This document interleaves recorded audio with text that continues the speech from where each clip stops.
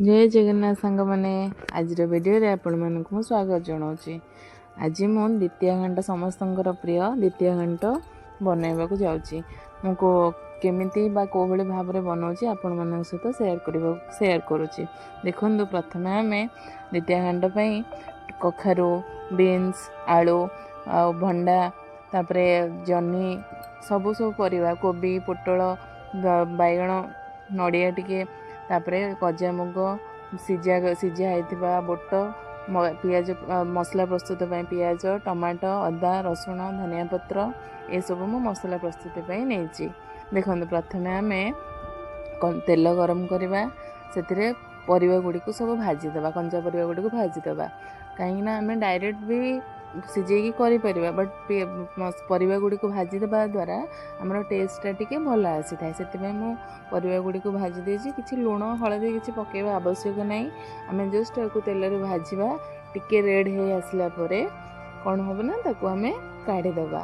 देखो मैं ये भाव में सब परिवा को भाजिली किंतु कोबीटा को टिके अलग भाजीदेवा कहीं कोबीटा सब परिवार मिसिकी भाजी होवाटा भल भाजी हुए से कोबीटा को मुझे अलग भाजी। देखो ये भाव में आप कोबी को भाजबे रेड हो गला आप काढ़ीदेवे। देखो सब परिवा मु भाजी नहीं। देखो ये भाव में आप मसला प्रस्तुत करेंगे अदा रसुण अधा जी मु पियाज नहीं तादर अल्प मसला मु काढ़ी देछि। प्रथम तेल गरम करी तादर चीनी दबा चीनी पर गोटा मसला मु गुजराती तेजपत्र नहीं तापर पियाज को आम भाजवा। पियाज को भाजला पर हल्का ब्राउन है जाएंगे आम भाजवा।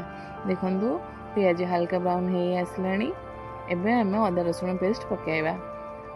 देखो ये भाव में भाजला अदा रसुण पेस्ट स्मेलटा गलापर आम लंका गुंड तापर धनिया गुंड जीरा गुंड ये भाव में सब मसला को आम पकाइबा। चिकेन मसला ये भाव में आम मसला को किसी समय भाजवा। देखो मसला ड्राई आसलानी ड्राई एवं आम टमाटो पकेवा।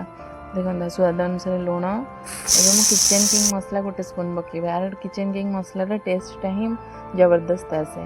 देखो मसला को ये भाव में आप कषिबे मसला आमर कषि आसलानी। देखो एबे आम कस्तूरी मेथी अल्प पकईकि कषिबा।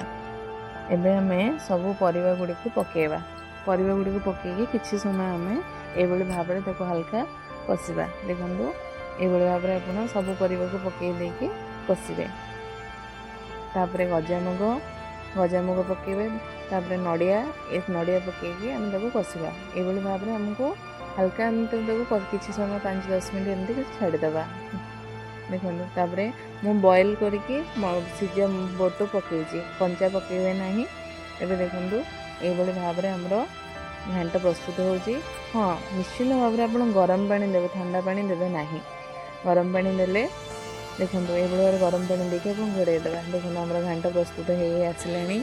एबे लास्ट को नड़िया एवं धनिया पत्र गरम मसला पकईकि देखो घांटे किस समय घांटे। देखो आमर घांट प्रस्तुत हो गला। आपण मानू घांट तरकारी केमती लगे निश्चिंत भाव में सांग मैंने मत कमेंट सेक्शन में जनइबे। आ मो चैनल को लाइक एंड सब्सक्राइब करने को भूलिए सांग मैंने।